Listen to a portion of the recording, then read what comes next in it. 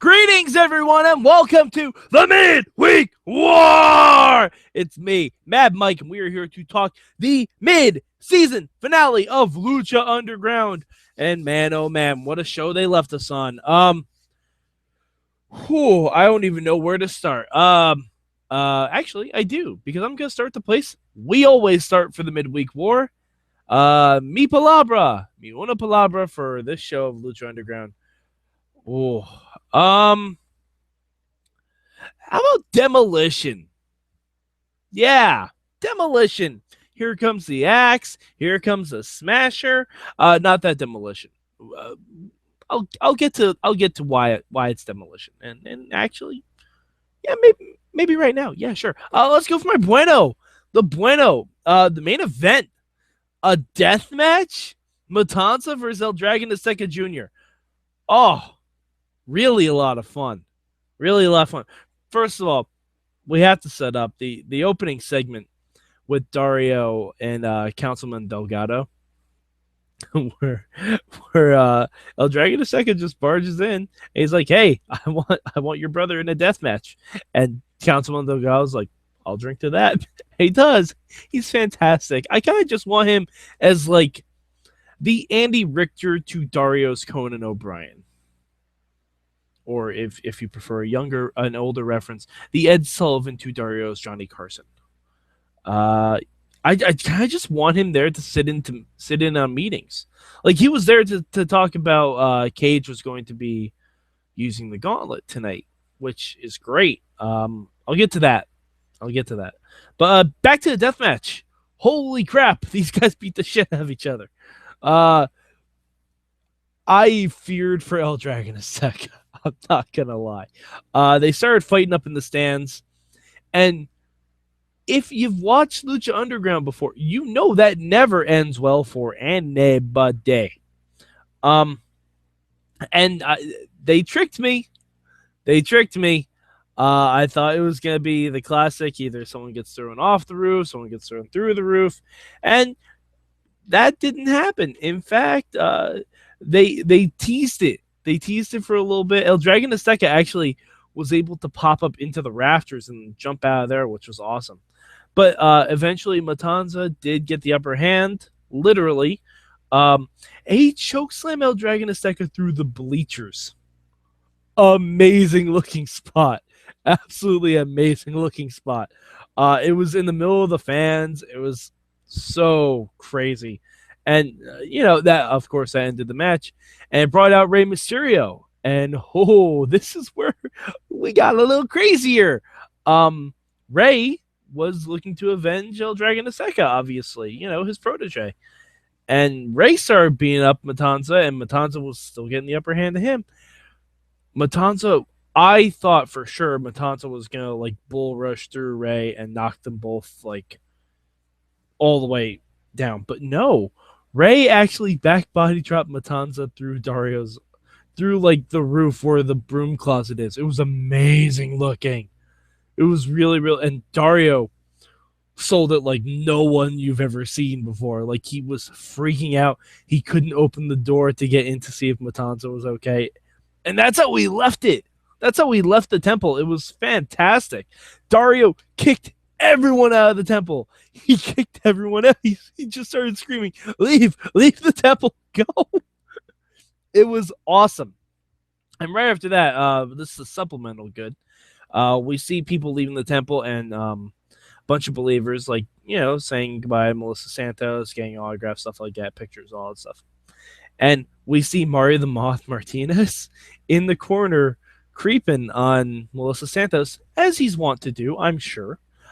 And then all of a sudden, a bag gets thrown over Marty's head, and he's tied up in the same broom closet that they had tied up Sexy Star in at the end of season 1. And Marty's tied up. We saw this image from the trailer that we got a couple months ago, and we finally see who did it. It's his own sister, Mariposa. So Mariposa has now trapped her own brother, and they officially have one of the weirdest sibling relationships in wrestling history. Yeah. Okay, so we'll go with the Malo. I have 2 Malos this week, actually. One is a selfish Malo. Uh, we will not be getting a new episode of Lucha Underground until the summer. Huge mala. I want more. Don't care how. I want it now. Don't care how. I want it now. Yes, I went Veruca Salt just to intimate how much more Lucha I want.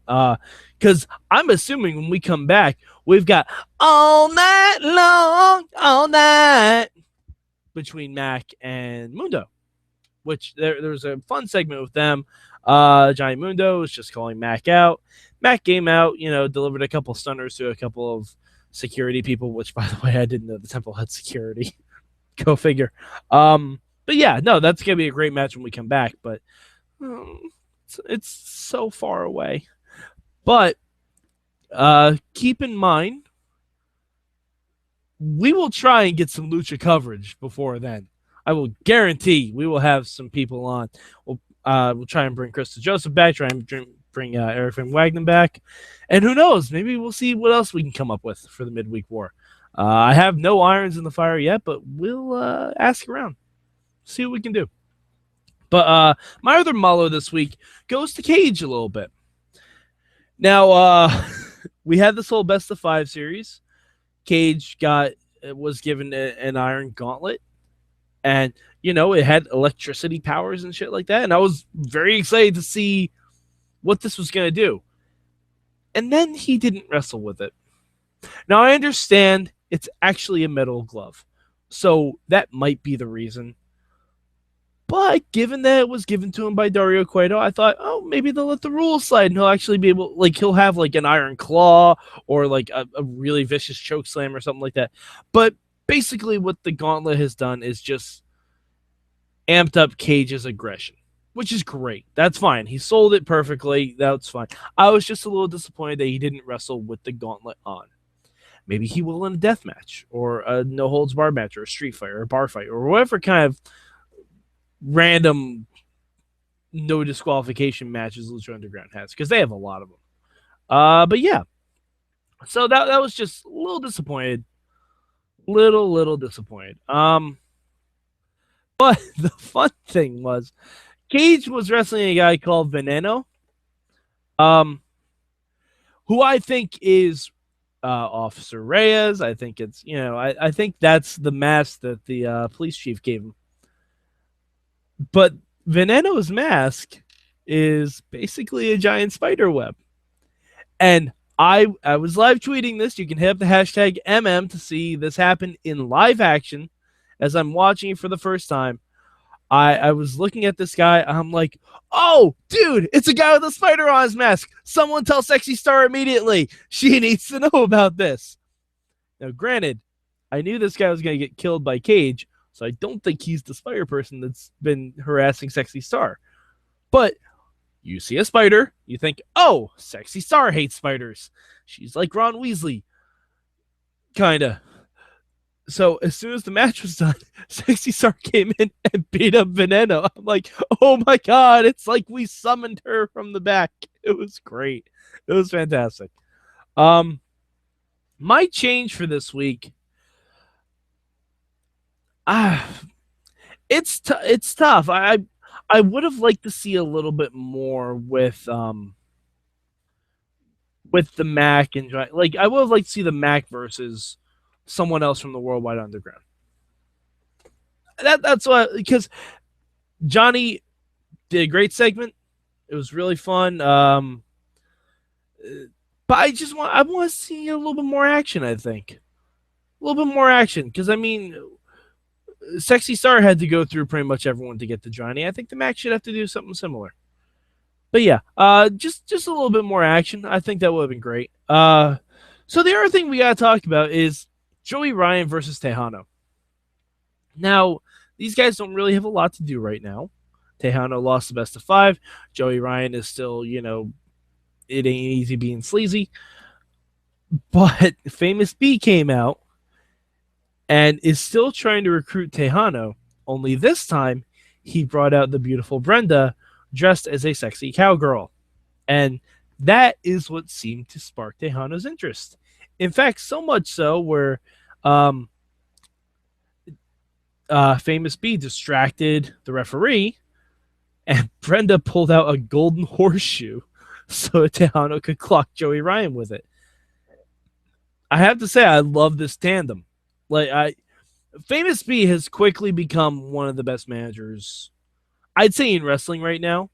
Um, I love that he coordinates his outfits, and so is Brenda. But they coordinate their outfits towards who they're managing. It's very Jimmy Hart-esque.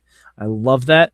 It's one of the things I've been watching a lot of old wrestling, and I noticed Bobby never did, the Genius never did, Mr. Fuji never did, but Jimmy Hart. You always knew who Jimmy Hart was managing at that particular point in time because he always had jackets and customized megaphones. And if Famous B wants to continue on that legacy, far be it for me to stop him. I think it's awesome. But yeah, it was really good. I enjoyed it. I am looking forward to seeing where this goes. I don't know how Dr. Wagner will feel about Texano becoming part of the fold. That could be an interesting dynamic. Like maybe Famous B goes with Dr. Wagner, Brenda goes with Texano. That could be an interesting dynamic. I don't know if we're going to go there, but who knows? It's Lucha Underground. You can go anywhere. There's literally a guy chained up like a dragon somewhere. You can do anything in Lucha Underground. But yeah, again, not until summer. I want more Lucha Underground. But I guess we'll have to take what we can get for right now. But hopefully, this gives Sorg enough time to catch the fuck up. Because Sorg has been watching Lucha Underground. He's been binging it. I've said this now on 2 shows, so he has to catch up. It's no contest at this point. But yeah, as far as the rankings go, Lucha was number 1. Barely beat out 205 Live. 205 Live was really good this week. NXT was really good this week. If you guys don't watch those shows, watch them this week. They were fantastic. They were really, really good. 205 Live just barely squeaked under the radar. Like if 1 or 2 things had gone different in either show, they could have been flip-flopped very easily. I debated with it for a while on the 205 Live episode.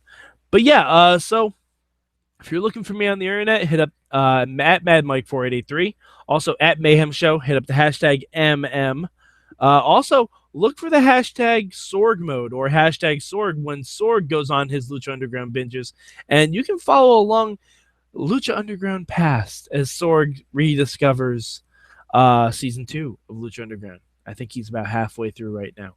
But yeah, we will be back with Lucha stuff. I'm not sure when.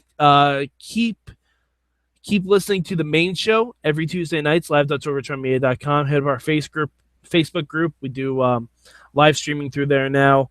And when we figure out what the next Lucha thing, we're gonna make good Lucha things, guys. I promise you. You will not have to wait until summer to get more Lucha things from this guy right here, because damn it, I need more Lucha before that. So we'll figure out what to do. But until then, for Mad Mike, I'm Mad Mike, and this has been your Mid